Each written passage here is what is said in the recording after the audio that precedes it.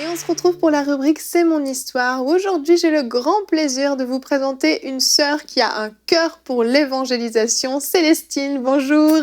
Bonjour Evelyne. Est-ce que vous allez bien? Moi, ça va très bien, vous-même? Ça va très bien, merci. Je suis ravie de vous avoir parce que vous avez un super bel appel, un super beau ministère, parce que c'est vraiment un ministère. Vous êtes responsable de l'évangélisation à l'Église Sans Frontières ici au Québec. Gloire à Dieu. Et vous portez beaucoup de fruits et c'est un plaisir vraiment de vous recevoir aujourd'hui. Merci. Célestine, vous êtes née au Cameroun et vous êtes l'heureuse maman de 4 beaux enfants qui servent le Seigneur avec vous. Exact. Et lorsque vous êtes née, vous aviez une sœur jumelle qui est née à peu près 45 minutes avant vous et qui malheureusement, à l'âge de 3 ans, est décédée. Oui. Alors, ma sœur jumelle, elle est décédée à l'âge de 3 ans.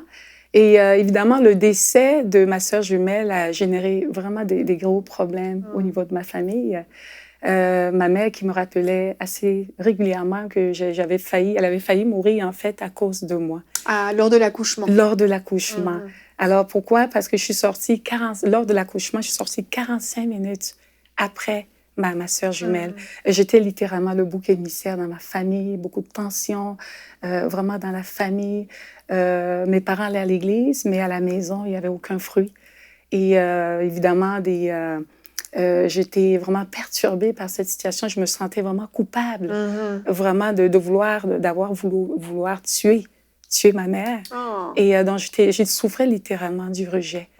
Et c'était vraiment difficile. Famille dysfonctionnelle, il y avait très peu de communication chez nous à la maison et les liens de confiance étaient brisés. Ça, c'est difficile à vivre. Et quand vous étiez adolescente, en plus, vos parents ont divorcé et là encore, vous vous sentez responsable de ce divorce. Tout à fait. À mon entrée au secondaire, mes parents sont divorcés. Et encore une fois de plus, je me suis sentie responsable encore du divorce de mes parents, Evelyne. C'était pas facile. Et pendant cette période, justement, j'étais dans l'adolescence, j'avais beaucoup de questions qui se bousculaient vraiment dans mes pensées. Pourquoi je suis sur la terre? Est-ce que Dieu existe réellement? Et finalement, j'ai conclu que Dieu n'existait pas. Plus tard, je pouvais voir un verset justement dans la parole de Dieu qui dit que, comment ça dit encore, que l'insensé dit dans son cœur que Dieu n'existe pas. Et cette période de l'année, c'était vraiment difficile. Mon caractère, mes pensées, mon identité vraiment été affectée par le rejet, la culpabilité. Et tout ça m'a amené vraiment à renier définitivement l'existence de Dieu. Ce qui m'a poussée donc à adhérer dans la théorie de Darwin. Darwin qui dit que l'homme et le singe ont le même ancêtre. Et on s'entend ici, c'est juste une théorie. C'est du tout pas fondé sur des faits. Et plus tard, j'ai compris que la théorie de Darwin, en fait, a contribué en fait, à briser le lien entre l'homme et Dieu. Exactement. Laissant vraiment Dieu sans but et sans sens. L'homme sans but, oui, c'est ça. Et ça vous a d'ailleurs, cette théorie-là et ce reniement de Dieu vous a plongé dans une tristesse très profonde qui vous a accompagné jusqu'au Québec lorsque vous avez immigré avec votre famille. Et là encore, la tristesse était toujours plus forte. La tristesse était encore très, très forte parce que j'arrive au Québec, nouveau contexte. Donc, choc culturel, l'hiver, la neige, l'alimentation. Mon univers était, je dirais, désertique et chaotique. C'était vraiment difficile. Mon cœur était brisé, blessé. Ma vie ressemblait vraiment à, comme l'a dit, un figuier sec. Vraiment sans vie. C'est ça. Aucun but. Et alors que vous avez commencé des études pour devenir professeur, un jour, vous avez fait une rencontre qui a changé votre vie dans le métro. Exactement. Moi, je rends grâce au Seigneur pour cette saison. J'ai décidé, en fait, de m'inscrire en enseignement des sciences au secondaire, donc c'est à l'UQAM. Et un de ces soirs, dont j'ai terminé mon cours, je suis allée au métro. Et par la grâce de Dieu, il y a une dame qui est venue vers moi. Elle m'appelle ma fille. Je me suis sentie bien. Elle me dit, je te vois triste. Est-ce que tu as des problèmes? Et si j'arrête ici un instant, j'ai dit, cette femme, elle a discerné Comme Jésus dans la parole qui regardait la foule languissante et abattue. Jésus qui était ému de compassion. Cette femme, elle avait vraiment beaucoup de compassion à mon égard et puis elle a discerné vraiment ma vie qui était languissante et abattue. Et la question que je pourrais vraiment poser, sommes-nous aussi remplis de compassion, vraiment, pour tous ceux qui nous entourent? Est-ce que nous voyons la foule comme Jésus les voit? Alors, si je reviens dans l'histoire, j'ai fondu en larmes. Et cette dame, elle m'a pris dans ses bras. Wow. J'ai pleuré sur son épaule. Quelques minutes plus tard, je lui ai raconté brièvement mes problèmes. Et puis, je lui ai dit, Madame, j'ai réellement besoin d'aide. Et alors, ce qu'elle fait, elle me tend donc ce Nouveau Testament, le Nouveau Testament de Gideon. Puis elle me dit, Jésus. Sur le coup, je lui dis, je ne crois pas en Jésus-Christ.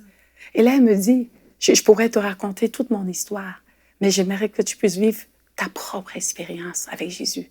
Elle m'a tellement parlé avec une telle conviction que je lui ai dit, j'allais essayer. Puis elle m'a même donné son numéro de téléphone. Alors, j'arrive chez nous, je rentre dans ma chambre, je m'assois sur mon lit, je regarde le plafond.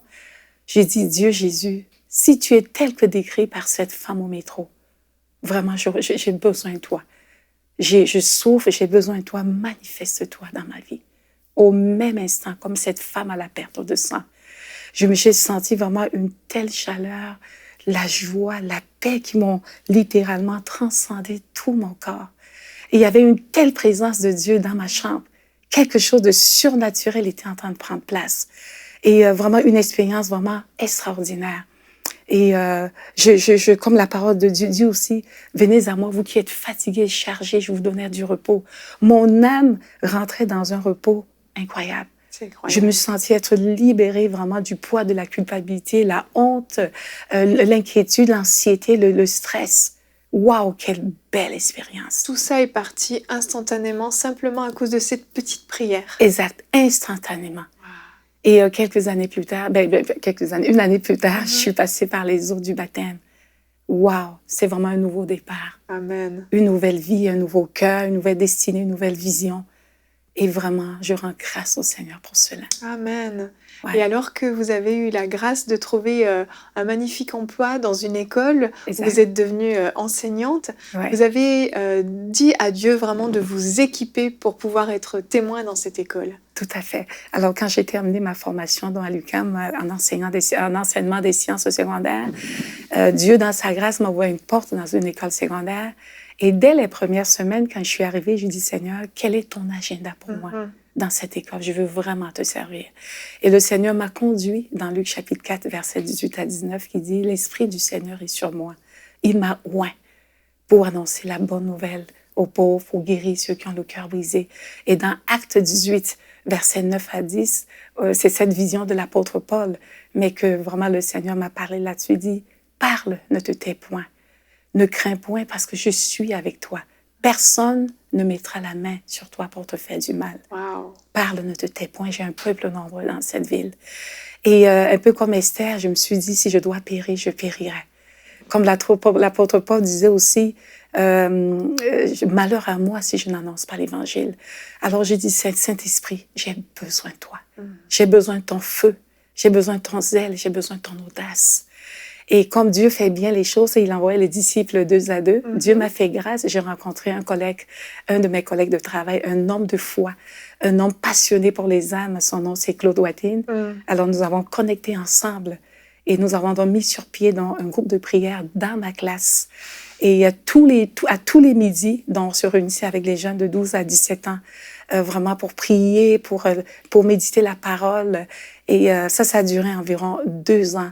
Et demi. C'est extraordinaire dans une école et le directeur ne l'a pas su pendant ces 2 ans et demi. Exact. Vous avez vu la liberté. Vous étiez combien dans cette salle de classe? On était environ une trentaine. C'est énorme quand même. C'est vraiment énorme. Tous ces jeunes que vous avez amenés au Seigneur finalement. Exact, qui ont été touchés, transformés par la puissance de Dieu. C'est magnifique. Puis évidemment, il y a eu quelques plaintes donc, par la suite. Et donc, on a été convoqués par la direction qui nous a demandé donc, de cesser de telles pratiques. Que l'Église ne pouvait pas se retrouver dans une école laïque. Alors, nous avons prié, puis Dieu, dans sa grâce, nous a pourvu un espace à 10 minutes de l'école, au sous-sol d'une église. évangélique haïtienne où on se réunit jusqu'à aujourd'hui à tous les mercredis midi. Tous les mercredis midi, donc Oui. Ces jeunes viennent, il y en a parfois des centaines qui Des viennent. centaines, 200, 300 jeunes. Vous leur fournissez un repas. Exactement. Et vous priez ensemble, vous les exhortez, c'est ça? Exact. On les exhorte, et évidemment, on touche justement des sujets d'actualité, comme par exemple la sexualité, l'amour de Dieu, plusieurs sujets, en fait, qui leur tient à cœur. Mais la beauté dans ça, c'est de voir la puissance du Saint-Esprit toucher ces jeunes par l'amour et les transformer. On pouvait voir même les fruits dans leurs études aussi en classe, des jeunes vraiment disciplinés, engagés vraiment dans leurs études. On pouvait voir vraiment des fruits qui étaient palpables. C'est magnifique. Ouais. Et là aussi, il y a eu des plaintes de parents. Des journaux ont écrit des articles sur ce que vous faisiez, mais vous me disiez, ça a fait notre publicité finalement. Ça ne nous a pas ébranlé. Ça ne nous a du tout pas ébranlé. C'est vraiment une plainte des parents et tout. Et vraiment, je rends grâce au Seigneur parce que ça a plutôt contribué vraiment à répandre l'Évangile. D'ailleurs, au contraire, nous avons plutôt prié, comme dans les Actes des Apôtres, Seigneur, donne-nous encore plus d'assurance, donne-nous encore plus de zèle, d'audace et de courage, vraiment, pour continuer à prêcher l'Évangile. Vous savez, la foi, c'est risqué. Nous avons risqué et Dieu s'est glorifié. Amen, amen. Ouais. Et il y a un autre événement que vous avez organisé tous les samedis matins avec les membres de votre église, certains membres de votre église. Vous allez dans le métro pour prêcher la bonne nouvelle de l'Évangile. Vous avez donc une table, vous offrez un peu de nourriture gratuite, des Bibles. Et là, les gens viennent vous voir et vous voyez vraiment des fruits. Ah oui, c'est extraordinaire, Evelyne, ce que Dieu fait vraiment dans les métros. Encore là, c'est vraiment une stratégie du Saint-Esprit qui nous a vraiment demandé de monter une table. D'ailleurs, vous allez voir sur les images, on a les évangiles justement du ministère de Gédéon. Nous avons de la nourriture. La nourriture est pourvue justement par provision communautaire de notre Église, l'Église sans frontières. Et je bénis vraiment Dieu pour cela. Et waouh! Vraiment, la puissance du Saint-Esprit est vraiment à l'œuvre. Nous avons une grande liberté où nous prêchons vraiment à haute voix que Jésus-Christ est le seul chemin, la vérité et la vie. Jésus-Christ, il est vivant, il est tout-puissant, il guérit, il relève, il fortifie, il soutient. Puis des multitudes viennent à nos tables, ils reçoivent l'Évangile, on fait même l'imposition des mains. Nous sommes témoins des guérisons instantanées. Magnifique. Au métro. Puis on peut prendre aussi leur téléphone pour des suivis, puis on les dirige justement dans les assemblées, dépendamment justement du lieu géographique. C'est ça, c'est que les gens vraiment se donnent au Seigneur. Ouais. Et vous avez aussi une énorme moisson d'âme avec une idée qui, selon moi, une idée de Dieu, où pendant le temps des fêtes, en fait, vous avez offert des cadeaux, des sacs cadeaux, en faisant du porte-à-porte. Vous en avez un ici qu'on peut peut-être découvrir. Effectivement, donc j'ai un exemple justement ici. Alors l'idée vient vraiment, c'est la vision du Saint-Esprit, c'est en 2015. Alors que je suis allée justement à un congrès régional de Gédéon à Québec. C'est une formation qui a duré toute la journée. Et Dieu, suite à cette formation, a vraiment déposé dans mon cœur c'est cette forme d'évangélisation stratégique par des cadeaux. Wow, vraiment, on bénit le Seigneur. C'est vraiment, notre but ici, c'est vraiment d'apporter l'Évangile vraiment dans notre communauté, dans notre ville. Et c'est du porte-à-porte. Vraiment, on rencontre les familles dans leur réalité, dans leur souffrance. Ils nous ouvrent la porte, ils nous accueillent dans leur salon, ils nous parlent de leurs problèmes. Et ce qu'on leur dit, en fait, c'est que le cadeau qu'on leur donne, c'est juste quelque chose de symbolique. Mais le véritable cadeau parfait et complet, c'est Jésus-Christ. Et donc, ils reçoivent Christ dans leur cœur. On prie pour différents besoins. Ça peut être besoin d'emploi, besoin de santé. Wow, la puissance du Saint-Esprit, c'est incroyable. Juste l'année dernière, nous avons préparé 927 sacs.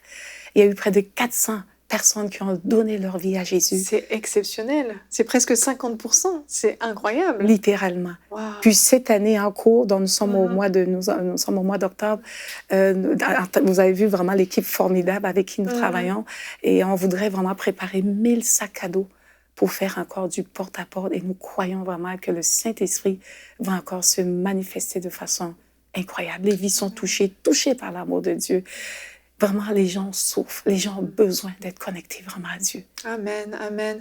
Et je vais vous donner quelques minutes, Célestine, parce que vous aviez vraiment à cœur d'encourager des téléspectateurs pour l'évangélisation. Je vais simplement déplacer le sac et je vais vous laisser leur partager votre cœur. Excellent. Merci, Evelyne. Alors, je m'adresse à vous, chers disciples de Christ. Combien c'est important, l'évangélisation. Nous sommes la clé pour libérer la destinée des gens. Nous avons la puissance du Saint-Esprit en nous. Nous sommes la réponse vraiment aux besoins de cette société. Je nous exhorte vraiment d'être des acteurs et non des consommateurs. Jésus-Christ nous a sauvés, pas seulement pour qu'on aille au ciel, mais c'est pour qu'on amène le ciel sur la terre. Nous sommes rois et sacrificateurs, nous sommes cette lumière appelée à briller, à briller et à briller. Donc, levons-nous, nous sommes cette armée pour vraiment annoncer la bonne nouvelle. Merci. Amen. Merci à vous, Célestine. Vraiment, votre cœur me touche beaucoup. J'aime beaucoup ce que vous faites et vraiment que vous portiez encore plus de fruits, que le Saint-Esprit se serve encore plus de vous. Merci infiniment d'être venue témoigner. Merci beaucoup, Evelyne, pour cette opportunité de partager. Avec joie.